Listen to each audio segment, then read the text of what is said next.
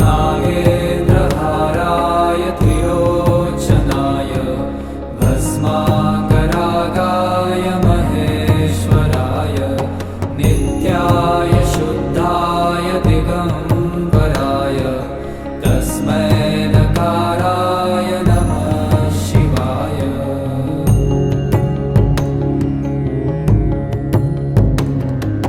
Mandakini सलीलचन्दनचर्चिताय Nandishwar प्रमथनाथ महेश्वराय